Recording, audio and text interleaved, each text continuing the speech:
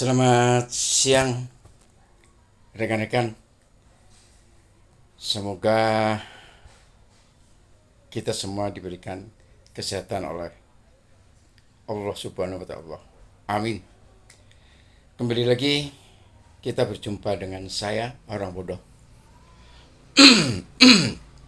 Jadi begini rekan-rekan.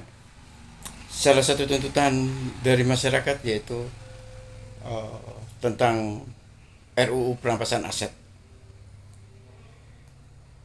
Ya, memang kalau dilihat dari kepentingannya, memang ini sangat penting, ya, sangat penting. Ya, hanya saja yang perlu digarisbawahi RUU tentang RUU perampasan aset ini harus, ya, harus juga disokong atau disupport oleh RUU KUHP pidana. Ini penting ini. Kenapa? Pertama, selama ini kan kita bisa melihat tren daripada korupsi baik kualitas maupun nominalnya itu sudah gila-gilaan dan ada di semua lini. Kalau dulu masih MM-an, masih puluhan ya. Sekarang ini sudah triliunan yang dikorupsi. Bayangkan berapa banyak itu duit 1 triliun itu. Ya, sampai 7 turunan aja gak akan habis kalau didepositkan. Iya kan? Begitu ketahuan, iya kan? Diputus hakim, ya, putusan pengadilan, inkrah. Hukumannya apa? Sangat ringan. Gak senilai dengan nilai uang yang dirampok. Gak sebanding dengan akibat yang ditimbulkan karena korupsi. Gak sebanding kan? Coba deh dicek. Koruptor-koruptor yang triliunan itu atau yang ratusan M. Hukumannya berapa? Paling sekitar ringan lah, antara 8-10 tahun. Belum nanti dapat remisi, ya kan?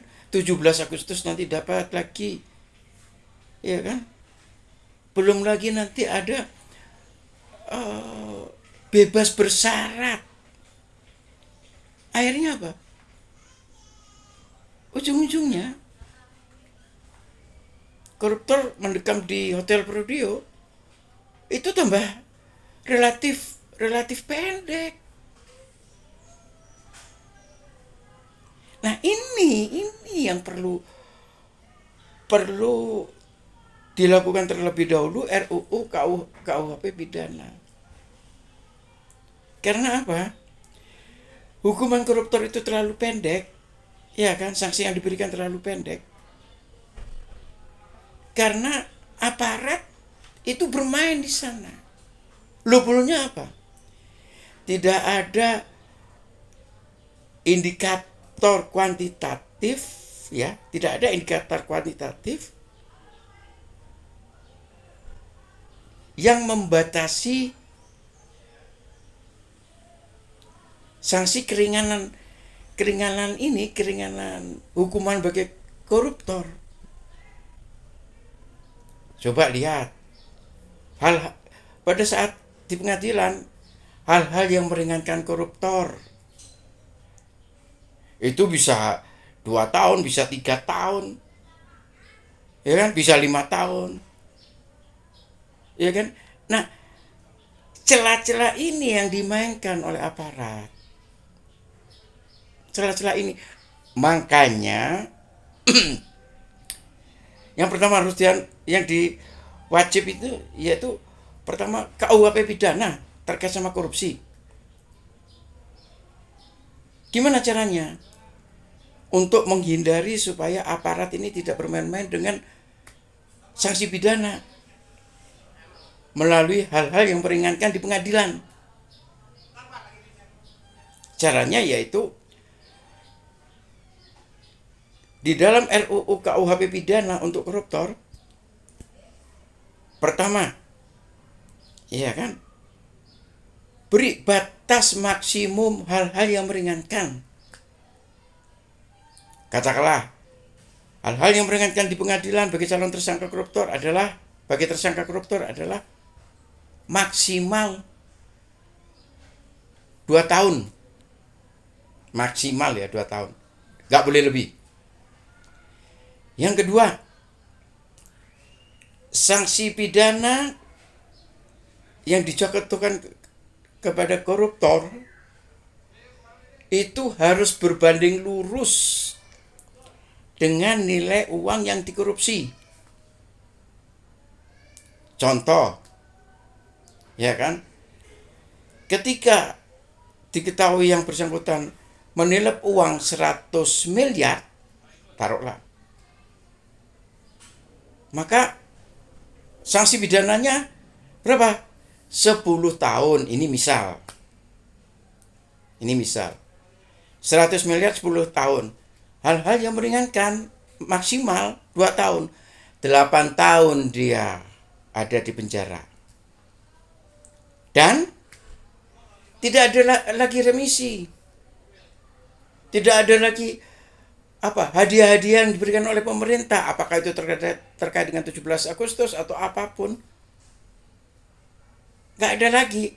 Jadi dari 10 tahun hal-hal yang meringankan itu 2 tahun, 8 tahun dia ngedon di penjara, iya kan? Bebas bersyarat, nggak usah. Lu koruptor kok dikasih bebas bersyarat, gak usah. Berikutnya, setelah dia menjalani masa tahanan, kasih sanksi, cabut hak politiknya. Selama 2 periode dia tidak boleh duduk di DPR ataupun DPRD, tidak boleh jadi kepala daerah selama 2 periode ya, berarti 10 tahun. Tidak boleh duduk sebagai komisaris, apalagi direktur atau staf ahli di perusahaan umum milik negara. Apakah itu Pertamina, apakah yang lain, apakah Garuda, gak boleh.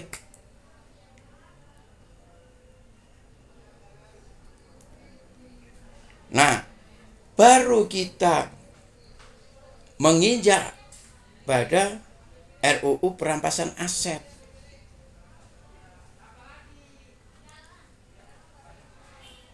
Itu yang penting. Ya, itu yang penting. Nah, baru kita menginjak kepada RUU perampasan aset. Sekarang saya mau tanya nih, bagaimana kalau koruptor itu melakukan money laundry ke perusahaan-perusahaan cangkang? Apakah bisa kita melakukan penyitaan aset-aset yang dilakukan melalui perusahaan cangkang yang ada di luar negeri, ya, yang ada di negara-negara yang persyaratan untuk penempatan dananya melalui perusahaan cangkang itu sangat-sangat longgar. Mereka bisa membuat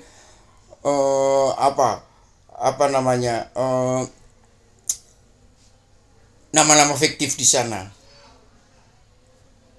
Bisa. Nah, apakah Indonesia itu mampu? Apakah pemerintah itu mampu? Belum tentu. Saya nggak yakin gitu ya. Saya nggak yakin. Ya paling-paling yang bisa disita adalah aset-aset yang ada di Indonesia, atau aset-aset ya yang memang dibeli tidak melalui perusahaan cangkang. Itu pun untuk mendatang, apalagi kalau koruptor itu lari ke luar negeri. Nah, ini kan tambah parah. Karena apa? Ketika lari ke luar negeri, belum ada perjanjian ekstradisi, susah untuk membawa koruptor itu kembali ke Indonesia. Susah. Nah, jadi di sini tolong RUU KUHP terhadap koruptor yang tadi saya sebutkan itu dibikin, kemudian nggak lama baru RUU aset itu mengikuti. Tapi harus diingat ya tentang perusahaan cangkang itu.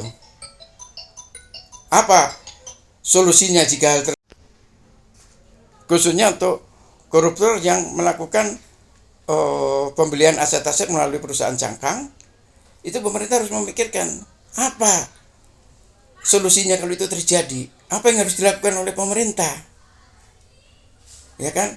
Dan ini harus ada di undang-undang RUU penyitaan aset, harus kuat di situ. Kalau isinya masih kabur, masih apa ya, gak jelas gitu ya, gak tegas gitu, susah untuk masuk atau menyita aset-aset yang dibeli melalui perusahaan cangkang. Oke, tolong ini dipikirkan. Terima kasih. Selamat siang dari orang bodoh. Saya. Bye.